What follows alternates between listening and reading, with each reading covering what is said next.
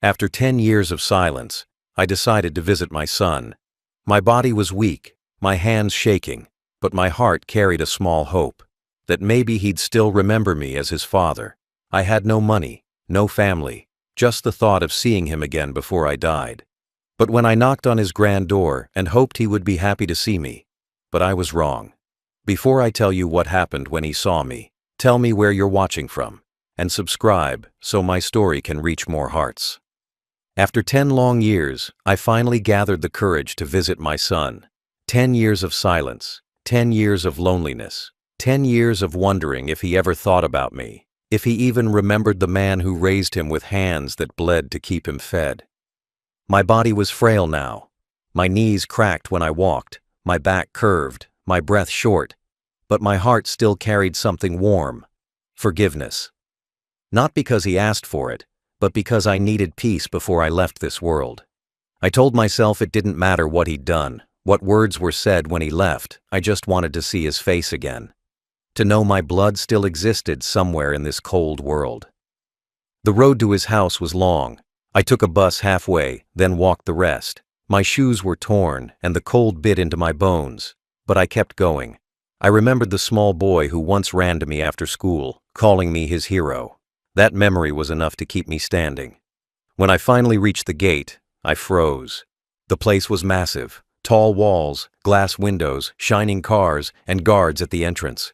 My son had built a world of gold. While I rotted in silence, I stood there like a shadow outside a palace, feeling small, unwanted, forgotten. The guards looked at me with disgust, maybe thinking I was a beggar. Maybe that's what I was now. An old beggar at his own son's door. They let me through after I told them my name. I don't know what they expected, but when I said who I was, one of them looked confused, almost afraid I ignored it. I just kept walking up the marble path that led to the door. My hands were trembling, my heart pounding so hard it hurt. I imagined him opening the door, smiling, saying he missed me. I imagined him helping me inside, sitting me down, giving me tea, asking how I'd been. I imagined something that would never happen. The door was tall, dark, and heavy. I lifted my hand to knock, but my fingers hesitated. What if he hated me? What if he told me to leave? What if he didn't recognize me anymore? The thoughts stabbed through my chest, but I pushed them away and knocked anyway. The sound echoed like thunder through the silence.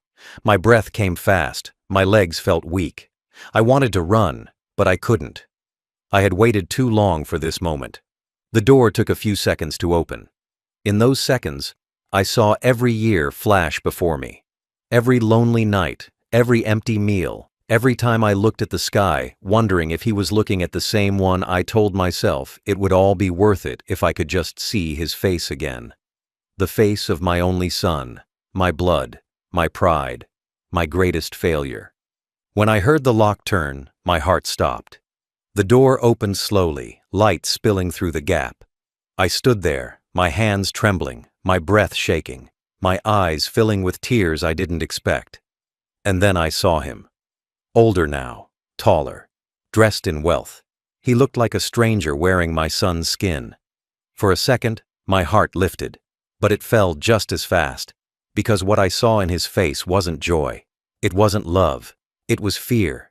In that moment, before he even spoke, I knew something was wrong. Something deep. Something dark.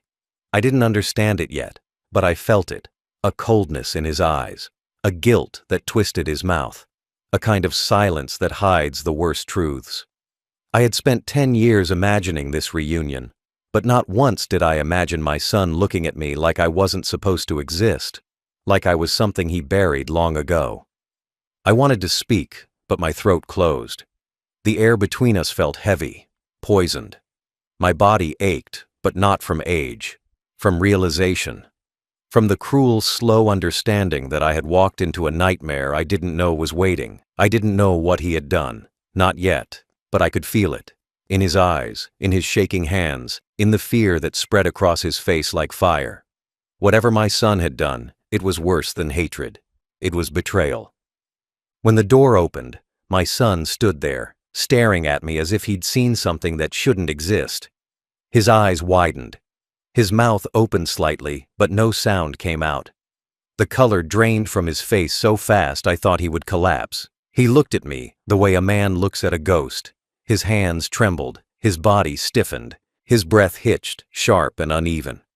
For a long moment, we just stood there, trapped in a silence that felt colder than death. I thought he would hug me. I thought he would call me father. But he didn't. He only stepped back, eyes filled with something I couldn't name. Fear. At first, I didn't understand it. I thought maybe he was shocked, maybe time had changed me too much. 10 years can turn a man into someone unrecognizable. My hair was white now, my face covered with lines, my clothes worn thin. I told myself it was surprise. I told myself he was just trying to believe what he was seeing. But the fear didn't fade. It grew. His whole body looked frozen. His lips trembled like he wanted to speak but couldn't. I could see sweat forming on his forehead even though the air was cold. I took a small step forward. He took a step back. My heart cracked. He looked at me the way a thief looks at the crime scene years later. Guilty, cornered, haunted. I could see the truth in his eyes before I ever heard it. He hadn't expected to see me again. He hadn't planned for this moment. I realized then that I was standing in front of a son who had buried his father not once, but twice. Once in memory and once in paperwork. His house smelled rich. Perfume, smoke, and cold air from machines that hummed quietly. I looked past him for a moment, and it hurt to see how much he had built without me. Marble floors, gold frames, polished walls, all of it shining, all of it clean. While I had spent years living in a room that smelled of medicine and dampness, I had built my life working with my hands, and he had built his by erasing mine. I could feel it now. Something dark beneath the surface. He finally moved his lips, but no words came. Just small gasps, quiet and broken. He pressed his hand against the wall as if the world had tilted beneath him. His eyes darted everywhere, the floor, the stairs, the walls, anywhere but at me. I saw fear, shame, panic, and something else. Recognition. The kind that comes when lies meet reality. The silence between us was heavy. My breath came slow, my chest tight. I could hear my own heartbeat echoing in my ears. Every second felt longer than a minute. I tried to smile, but my face wouldn't listen. I wanted to say his name, but the word died in my throat. Something about his reaction froze me. I wasn't sure if I was standing in front of my son or a stranger who had worn his name for too long. He looked like he wanted to close the door. I could see it in his eyes. The instinct to shut me out, to make me disappear again, to bury me one more time. But he didn't move. Maybe he knew it was too late. Maybe part of him wanted to explain, or maybe he just couldn't find the strength to lie anymore. I felt the cold air between us like a knife. That's when I noticed the portrait on the wall behind him. A family photo.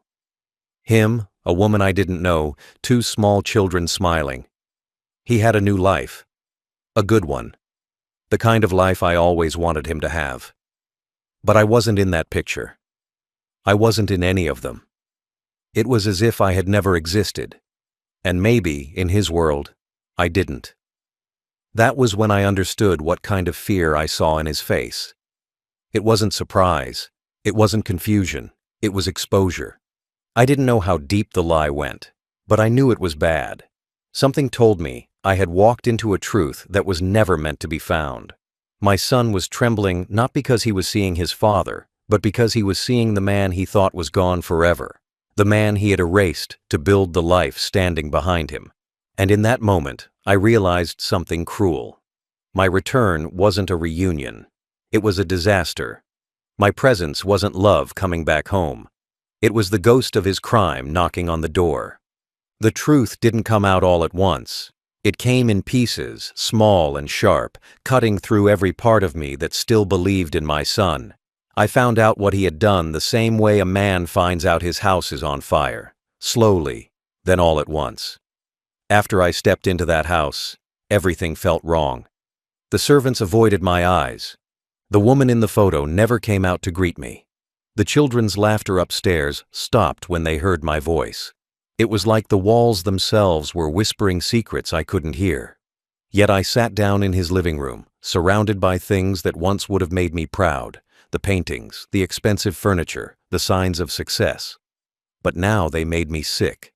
None of it looked earned. It all looked stolen. I didn't know from who yet, but I was about to find out. He couldn't stop shaking. His hands gripped the back of a chair, knuckles white, body stiff. His eyes wouldn't meet mine. His mouth kept moving, but no words came out. I could see the guilt crawling up his throat, choking him. Then he turned away. He didn't look at me again. He picked up his phone, pacing, breathing too hard. He wasn't calling for help. He wasn't calling for family. He was calling someone to make sure something stayed buried. That was when I knew. Whatever lie he had lived with, it had something to do with me. I could feel it.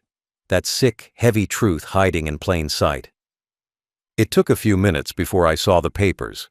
They were sitting neatly on the glass table beside me, stacked in a folder, half open. I wasn't supposed to see them, but I did. My eyes scanned the top sheet, and the blood drained from my face. It was a death certificate. My name, my birth date, my date of death, 10 years ago. Cause, heart failure. Witness, my son. It was official, signed, sealed, stamped. I stared at it, waiting for my mind to say it wasn't real. But it was. I was legally dead. My son had buried me on paper so he could claim what wasn't his to take. My hands started shaking, my throat closed up, my body went cold. I kept staring at that paper, trying to make sense of it. Why? Why would he do that to me? I had nothing left, no business, no property, no wife, only him. And he had turned my absence into his opportunity. He forged my death. He erased me to get what I built, the inheritance, the insurance, the land, everything I had worked for, everything I had dreamed would keep him safe when I was gone. He took it early. He couldn't even wait for nature to finish what time had started. He killed me on paper and moved on. I wanted to feel angry, but all I felt was hollow. It was like looking at the ruins of a home you built with your bare hands, only to realize your own son was the one who burned it down. I thought of the years I spent breaking my back for him. Every late shift, every cut on my hands, every meal I skipped so he could eat more. I thought of how proud I was when he graduated, how I told everyone my boy would make something of himself. I didn't know that something would be my grave. $5 million. That was what my silence was worth. The papers showed everything. The transfer, the bank approvals, the signatures, the fake witnesses. He planned it carefully. He made sure it looked clean, like I had simply died and left him everything. And the world believed it. I wondered how he slept at night, how he smiled at his children, how he stood in front of that house knowing it was built on betrayal. Maybe he convinced himself I was better off gone. Maybe he told himself it wasn't murder if the man was already dying inside. The cruelty wasn't in the money. It was in the thought. The thought that my son could sit through a fake funeral, sign fake papers, take my life's work, and live 10 years pretending I never existed. That's not greed. That's something darker, something colder. A heart that forgot how to feel. When I finally looked at him again, he was crying. Not because he missed me, but because I was standing there, alive, proof of his crime. He had buried me once with ink and signatures. Now I had come back to dig myself out. I sat there staring at my son, and I could feel the years crashing down on me all at once. 10 years of loneliness, of cold nights, of wondering if I had been a bad father. All of it came back like a storm. The truth was harder than I could bear. He had declared me dead. He had taken my name, my work, my savings, my life, and he had lived comfortably on the bones of my memory. I wanted to scream. I wanted to ask him why. But no words came out. My chest was tight, and my eyes burned. I just sat there, breathing through the ache, staring at the man I once called my pride. He looked back at me like a cornered animal, shaking, sweating, whispering words I couldn't hear. But his face said enough. It said guilt, it said fear. It said, "You weren't supposed to come back." Memories started hitting me, one after another, like blows. I remembered the last argument we had before he left. He wanted money. I didn't have enough. He called me selfish, said I was holding him back. I told him one day he'd understand that a man's worth isn't measured by what he owns. He didn't listen. He slammed the door, and that was the last time I saw him. For 10 years, I thought he needed time to grow, to realize, to come back. I never imagined he'd spend that time erasing me. I raised him to be strong, not heartless. But somewhere along the way, the world taught him cruelty. Or maybe it was always there, hiding beneath his smile, waiting for the right moment to show itself. The walls around us were clean and white, but they felt dirty. Every piece of furniture, every shining frame, every inch of that house smelled like betrayal. I built that wealth with my hands. Every dollar saved, every stone laid, every contract signed. He didn't just take the money, he took my history, my name, my identity. He didn't rob a bank, he robbed a father's grave. And the worst part, he didn't even look sorry. He looked terrified, yes. But not sorry. Fear of being caught isn't the same as regret.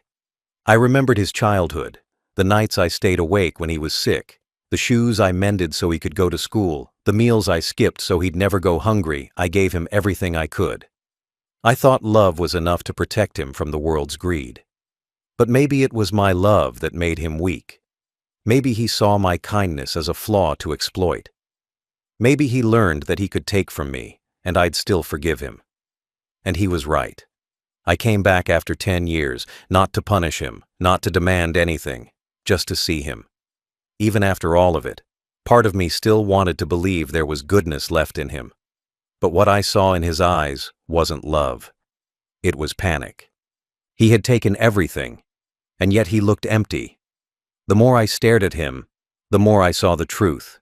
The wealth didn't fill the hole he made by killing his father on paper. He built walls of gold to hide the rot inside.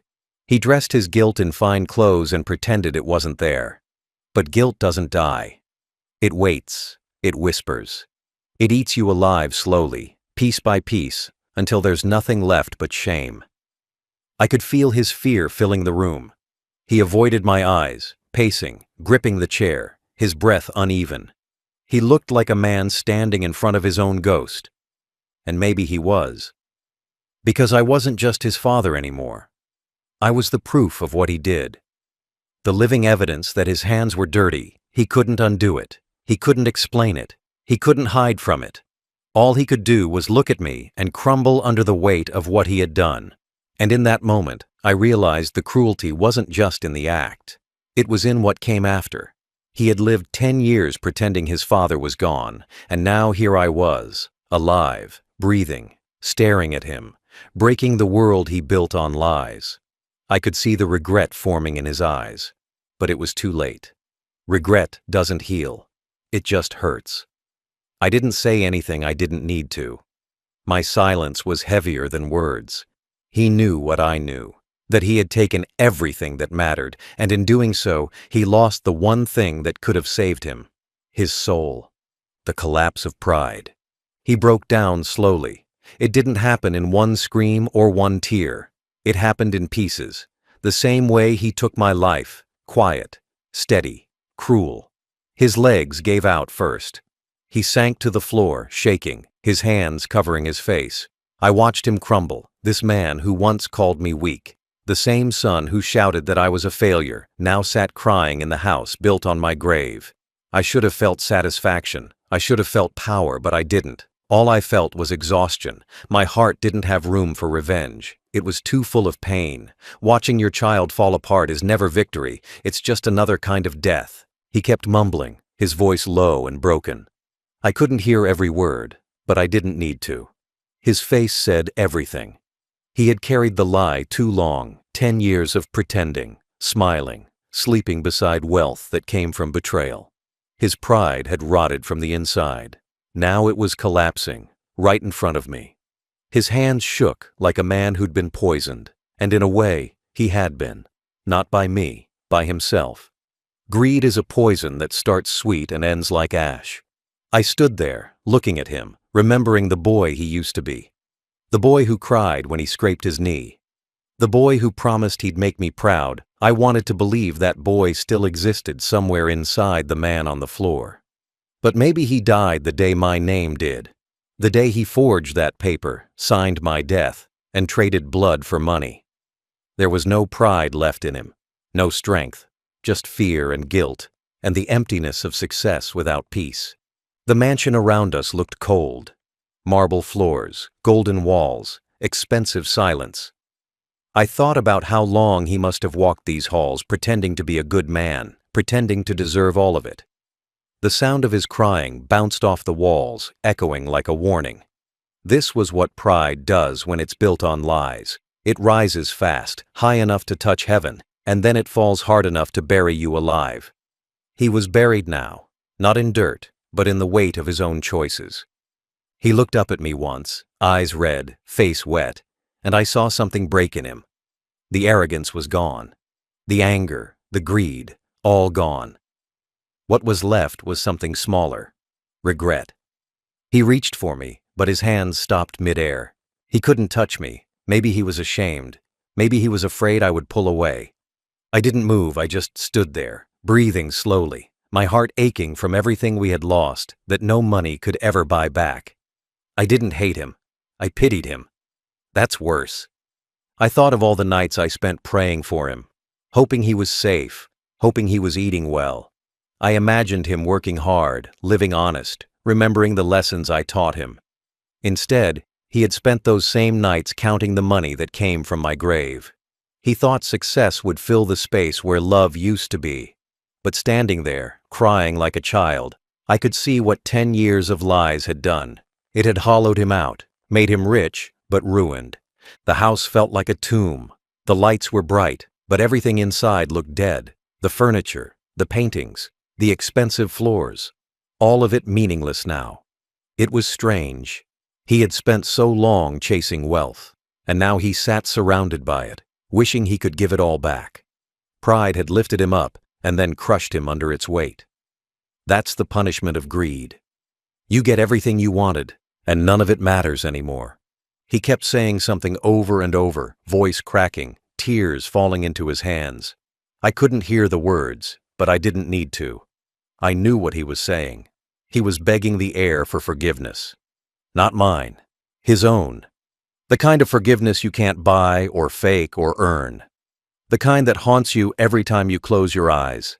The kind that turns every night into a replay of the day you decided money mattered more than love. And I understood then that he was already paying for what he did, not with prison, not with death, but with the kind of guilt that never lets you rest. His pride had collapsed, and now he was just a man sitting in the ruins of his own success. He would never be free. Not from me. Not from himself. And I didn't have to do anything. Life had already punished him in the cruelest way possible, by letting him live long enough to see what his choices turned him into. The plea for mercy. He started begging. It wasn't loud or dramatic. It was small, broken, desperate. The sound of a man who finally realized that money couldn't fix what he destroyed. He crawled toward me, his knees scraping against the cold floor, his hands trembling, his face wet. I could see it. The moment he stopped being a rich man and became a frightened boy again. The boy who once held my hand on the way to school. The boy who promised he'd always take care of me when I got old. Now that same boy was on his knees, begging his father not for love, but for mercy. He kept talking, voice shaking, words spilling out too fast. He said he'd give it all back, the money, the house, the land, everything he took. He said he'd make it right. He said he'd undo the papers, fix the lies, clear my name. His voice cracked, his breath came in short bursts, and he pressed his forehead to the floor like a man praying to something he didn't believe in anymore. It was pitiful to watch. I didn't feel proud. I didn't feel justice. I felt tired. I had lived long enough to know that guilt doesn't fix what it breaks. I lifted my hand to stop him. It shook, but not from weakness, from the weight of everything I felt. I looked down at him, this grown man who once thought he was untouchable, now shaking like a leaf in front of the father he'd buried for money. I wanted to tell him that I forgave him. I wanted to tell him that it was all right, that I understood. But I couldn't. The words stuck in my throat like stones. Forgiveness wasn't mine to give. He didn't need my mercy. He needed his own. He looked up at me then, eyes red, lips trembling, waiting for me to say something. Anything. I didn't speak. I just stood there, watching him cry. The silence hurt more than shouting ever could. He reached for my hands, but I pulled them back. I didn't do it out of anger. I did it because I could feel his shame through his touch. His fingers were cold and weak. The same hands that once signed my death now begged for my blessing. I couldn't give it. He kept promising things, that he'd sell everything, that he'd move me in, that he'd take care of me. But I didn't believe any of it. Not because I thought he was lying, but because I knew it wouldn't matter. You can't buy back 10 years. You can't rebuild trust from ashes. Once a man decides his father's worth is measured in dollars, he's already lost something no wealth can replace. He wanted to return what he stole, but the real theft wasn't money. It was time. 10 years I'll never get back. 10 years he'll never forgive himself for. I bent down slowly, my knees stiff, my breath uneven, and looked him in the eyes. There was no hate in me anymore, just emptiness. I told him without words that I didn't come for money, I came to see if he still had a heart. What I found was something worse than greed, regret that came too late. He thought giving me everything back would fix it, that he could trade gold for forgiveness. But forgiveness doesn't work that way. Forgiveness is a burden, not a gift. He begged harder. His voice broke. His body shook. I could feel his desperation. It was real, but it was useless. He had lived too long in comfort to understand that some things can't be undone. He wanted me to release him from his guilt, but guilt doesn't leave just because someone says, "I forgive you." It stays until it eats everything. I looked at him one last time and placed my hand on his shoulder. It wasn't affection. It was farewell. In that touch, he understood. I didn't come to reclaim what he stole. I came to give it back to him. The guilt, the sin, the shame. It was his to carry now, not mine. I had spent 10 years thinking I was the one buried, but now I knew who was truly dead. My son had killed himself long before I ever came back. The man crying in front of me was just the shell of what he used to be.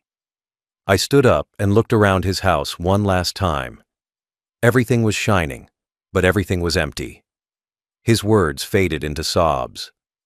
I didn't speak again. Mercy wasn't what he needed. He needed time to feel every ounce of the pain he gave me. Because that's the only way a man like him learns. Not through forgiveness, but through the slow, heavy weight of his own regret. The father's choice. He kept crawling after me, still begging, still promising, still trying to trade his guilt for peace. I could hear his voice breaking behind me, but I didn't turn around. I stood there, watching his hands shake as he pushed a stack of papers toward me.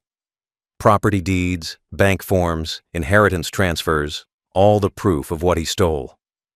His voice cracked as he said he'd sign it all back to me. I didn't need to hear the words. I could see the desperation in the way he held the papers, like they were his last hope. I looked down at them for a long time, the ink, the numbers, the seals. Everything he took from me, now being shoved back into my hands, as if that would fix what he'd done. I reached out, not to take them, but to push them back toward him. My fingers trembled, but my eyes stayed on his. I didn't want what he was giving. I didn't want the money. I didn't want the house. I didn't want to take back the blood he turned into gold. I told him with my silence that some things aren't meant to be returned. What would I do with his guilt? What would I do with the proof of his crime? I was too old to start over, too tired to rebuild. The things he stole didn't matter anymore. The only thing that mattered was what was left of his soul. And even that looked broken beyond repair. He tried again, sliding the papers closer, whispering about fairness, about making it right. But fairness doesn't exist in betrayal. Once a man decides his father's death is a price worth paying, fairness is gone forever. He thought returning the money would erase the sin, but it doesn't work like that. Money can fix walls, not hearts. You can repair a house, but not the man who built it. You can't buy forgiveness, and you can't sell peace. He didn't understand that yet. He still believed everything had a price. I left the papers on the floor. They didn't belong to me anymore. They belonged to him. To the man who buried his father for profit. To the man who would now live knowing every coin he earned came from a lie I didn't need to take his wealth. I wanted him to keep it. I wanted him to wake up every day and see what it cost. I wanted him to live in the prison he built with his own hands, not bars, not chains, just memory. That's the real punishment, the kind that never ends. He kept staring at me, tears streaming down his face, his voice breaking with confusion. He didn't understand what I was doing. But I did. I was choosing peace, not revenge. Revenge would have been easy. I could have taken everything, dragged his name through the dirt, made him pay in ways the world would see. But peace is harder. Peace is walking away knowing justice won't fill the hole in your heart. I wasn't there to destroy him. I was there to leave him with the truth. The truth that his father came back not to collect money, but to remind him what he lost when he chose greed over love. I looked around that house one more time. Every wall looked colder now, every shadow longer. I saw the ghost of who he could have been. The good son, the proud man, the child who once hugged me tight after falling and said he'd never let go. That boy was gone. He had traded himself away for numbers and paper. And now all that was left was a man drowning in everything he thought he wanted. I told him in my silence that this was his burden to keep. The wealth, the guilt, the empty victory. I would not take it back. I didn't want to carry what he created. I wanted him to. Because guilt can't be passed like inheritance. It stays where it belongs, inside the heart of the one who earned it. When I finally turned toward the door, I felt something heavy leave me. Not forgiveness, not anger, just weight. The kind of weight that comes from realizing there's nothing left to say, nothing left to fix, nothing left to love. He called after me. His voice cracked. But I didn't look back. I had made my choice. I didn't come to reclaim my life. I came to give his back to him, broken, stained, and heavy with truth. And that was enough. The final goodbye. I stepped out of that house slowly. The air outside felt heavy and cold, but cleaner than the air inside. My legs were weak, but I kept walking. I didn't look back. I could still hear him behind me, calling out, his voice cracking, breaking, falling apart in the distance. He sounded small again, like the boy who once cried when he lost sight of me in a crowd. But this time, I didn't turn around to find him. This time, I kept walking. The road in front of me was empty, gray, quiet. It matched how I felt inside, hollow, done, finished. The sound of the door closing behind me echoed like the last nail in a coffin. That house wasn't mine. That sun wasn't mine. Not anymore. The wind was sharp against my face, my coat was thin, my shoes old, but I didn't care. I had lived 10 years thinking I was dead. Maybe I was. Maybe what walked out of that house was only what was left of a man who tried to love someone who no longer knew what love meant. I passed the gate, and the guards looked away. They didn't ask questions. Maybe they knew. Maybe they'd always known. That I wasn't a ghost coming back. I was a mistake coming home. As I reached the street, I turned once, not to see him, but to look at the house one last time. The lights were still bright, the windows clean, but now it looked like a tomb. Expensive, quiet, filled with the kind of silence that eats people alive. I thought about all the nights he must have walked through those rooms, haunted by what he'd done. He probably told himself I was gone, that I'd never find out. But guilt has a way of knocking when you least expect it, and when it knocks, it never leaves. I walked farther down the road, past the gates, past the city noise, past everything that reminded me of him. My chest hurt with every step, but it wasn't from age. It was from what I'd lost, not just a son, but the belief that love could survive anything. It can't. Sometimes love dies quietly, not from time, not from distance, but from choice. He made that choice 10 years ago when he decided that money was worth more than the man who raised him. That choice killed something in both of us. The sky started turning dark. The streetlights flickered on. I stopped for a moment under one of them and looked at my hands. Old, wrinkled, tired. The same hands that once built a home for him now hung useless at my sides. I thought about how strange it was, how a man can give his whole life to his child and still end up being nothing more than a shadow. That's the cruelty of being a father. You give and give until there's nothing left to take, and still, it's never enough. Behind me, his voice kept echoing in my mind. Not the words, just the sound. The sound of regret.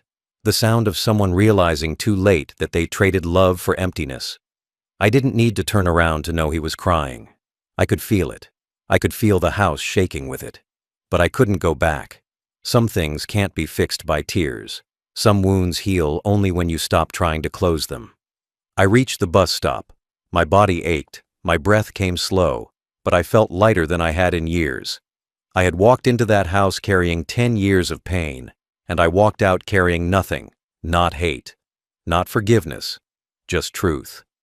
That's all I wanted, to see what kind of man my son became. And I did. Now I could leave, knowing I didn't fail him. He failed himself. The bus came, loud and old, and I climbed in. I sat by the window and looked out at the road ahead. The lights from his house faded behind me until they disappeared completely. For a moment, I thought about the little boy he used to be, the one who held my hand and promised he'd make me proud. I whispered a goodbye under my breath, not to him, but to the memory of who he once was. Then I closed my eyes. I didn't cry. I couldn't.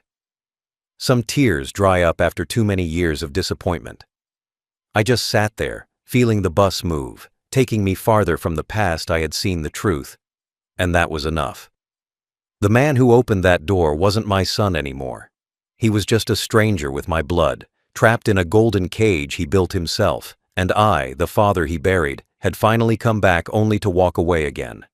This time, for good. The aftermath. That night, the city slept, but not him. I didn't see it, but I knew. I could feel it. The kind of silence that follows truth is heavy. It sinks into walls, into air, into the skin. The neighbors said later they heard him shouting. Some said he cried. Some said he smashed a glass. Some said they heard footsteps pacing the floors till morning. I didn't need to be there to know what it sounded like. I knew that sound well. It was the sound of guilt trying to breathe. The sound of a man realizing that all his riches couldn't buy back a father's peace. They said the lights in his mansion stayed on all night. They said he didn't eat, didn't sleep, didn't speak. The servants whispered that he sat on the floor of his office, holding the same papers I pushed back at him, just staring at them. Maybe he read every line, every signature, every fake word that had buried me. Maybe he finally saw what those papers truly were. A confession written in ink, his own grave, carved with numbers. I imagined him there, surrounded by gold and marble, shaking in the dark, haunted by the ghost of the man he tried to erase. It's strange what guilt does to people. It doesn't kill fast. It eats slow. It starts in the chest, then spreads through the mind. Every sound becomes a memory. Every silence becomes a voice. Every shadow looks like a figure you hoped would never return. That's what I wanted for him. Not death, not punishment. Just awareness. I wanted him to wake up every morning and remember that his father's heart still beat somewhere. Not out of love, but out of truth. I wanted him to see my face every time he looked in the mirror. I wanted him to carry me the way I carried him all those years. Except mine would be heavier. Mine would never leave. A few days later, I heard from an old neighbor that he stopped leaving the house. The servants quit one by one. His wife took the children and left no fight, no words, just gone. She must have found out. Maybe she saw the papers. Maybe she saw what kind of man she'd been living beside. Money can hide a lot, but not everything. When truth cracks the walls, it spreads fast. By the end of the week, he was alone. Just him, his guilt, and the house built on his father's grave. I didn't visit again. I didn't need to. I didn't want to see him rot. I wanted to let him feel what I felt for 10 years. Isolation. The silence of being forgotten. The ache of living when everyone thinks you're dead. That's what he gave me, and that's what I left him with. I didn't need to lift a hand. Life does its own punishing. Slowly. Perfectly. The papers never changed names again. The money stayed his. The house stayed his. Everything stayed his. That's how I wanted it. Because every brick, every coin, every piece of that fortune was a reminder. A mirror that showed him what he did every single day. He could keep it all, but he'd never own peace again. That's what guilt takes first. Peace. Some nights, when I couldn't sleep, I thought of him sitting in that cold house, the echo of his own footsteps following him from room to room. I thought of him hearing my voice in every creak of the floor, every gust of wind outside. I thought of him sitting at his grand table, staring at the empty chair across from him, seeing me there. That was his punishment. No judge, no jury, no sentence. Just a lifetime of seeing the man he killed and knowing he did it to himself. $5 million. That's what my life was worth to him. $5 million to erase me. $5 million to buy comfort, respect, success. But $5 million couldn't buy him rest. It couldn't buy him sleep. It couldn't buy him back his soul. I didn't have to curse him. He cursed himself. Every man who betrays love does. They say he barely speaks now. That he walks the halls at night like a ghost. That he keeps my photo on his desk but never looks at it for long. That sometimes he whispers apologies to no one. I believe it. Because guilt never leaves. It only grows old with you, like a shadow that refuses to fade. He buried me once with lies, but now, every night, he's the one who hears the shovel scraping the dirt. Not outside, inside. That's the sound of truth. That's the sound of the dead coming back. Not to haunt, but to remind. A father's peace. I live quietly now. Far from the noise, far from the city, far from the house that used to carry my name. I rent a small room near the edge of town. The walls are thin, the bed is hard, and the nights are long, but I don't mind. I have peace here. The kind of peace that doesn't come from money or comfort. The kind that comes when you finally stop expecting anything from anyone. I wake up before the sun, make a small cup of tea, and sit by the window watching the world move without me. It's simple, it's empty, but it's honest. After what I've seen, honesty feels like a blessing. I don't think of him every day anymore. Only sometimes, when the wind hits a certain way, or when I pass a father walking with his son. That's when the ache starts again. Quiet, dull, familiar. It doesn't burn like it used to. It just sits there, heavy but calm. Time doesn't heal everything. Some wounds stay. They stop bleeding, but they don't close. I've learned to live with that. The truth is, forgiveness isn't about setting someone free. It's about setting yourself free from the need to understand why they hurt you. Some people hurt because they can. Some people hurt because it's easier than facing what they've become. I've grown old in silence, the kind of silence that doesn't ask questions anymore. I stopped waiting for apologies. I stopped waiting for him to find me. Maybe one day he will. Maybe one day he won't. It doesn't matter. I left everything behind, the papers, the past, even my name. I don't need them anymore. What would I do with revenge? It doesn't change the years I lost. It doesn't bring back the love that died. It doesn't fix a heart that's already learned to live cracked. I chose peace, not because I'm strong, but because I was tired of being broken. Sometimes I think about death, but it doesn't scare me. I already lived it once, when my own son buried me with lies. Everything after that was extra time, borrowed time, a second chance to see the world for what it really is. Not fair, not kind, not forgiving, just real. And real is enough for me now. I walk slowly. I eat little. I sleep early. My body is weak, but my mind is quiet. That's more than I ever had before. They say when you get old, you start counting the people who remember you. I stopped counting. I don't need anyone to remember me. I lived my life, I made my choices, and I paid my prices. My son will live with his. That's the balance of things. I don't wish him harm. I don't wish him peace either. I just wish him truth. Because truth is heavier than punishment. Truth doesn't let you run.